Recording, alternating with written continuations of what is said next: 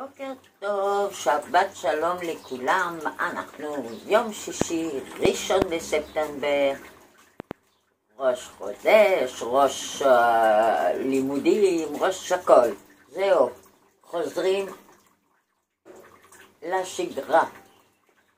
למרות שעם החגים השגרה תישבר מהר. טוב, זהירות היום.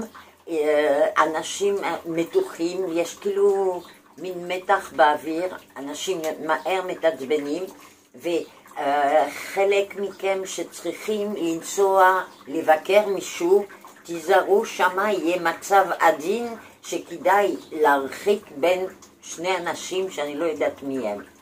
אז זהירות היום, ממש אינטראקציות לא פשוטות.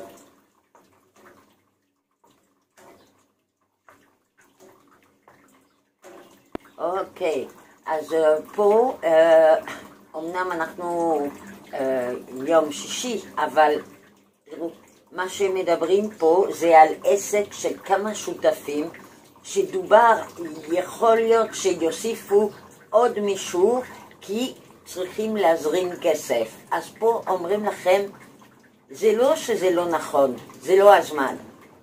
אז מי שמזהה שתבדקו אם זה באמת הזמן הנכון, אם בדקתם את כל הפרמטרים.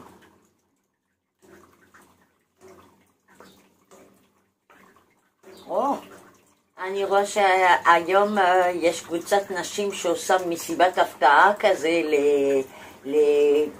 לאישה אחרת. זה מלא שמחה, איזה יופי זה. תלכו, אם אתם מוזמנים, לא לוותר.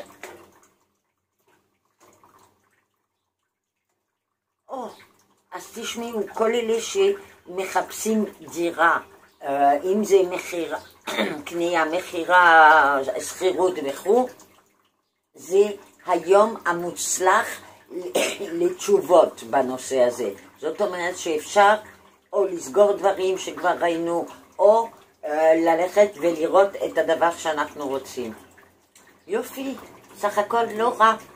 זהו, שיש שבת שלום, לייק לעמוד הפייסבוק שלי, שתפו את החברים ואני מחכה לתגובות. ביי ביי.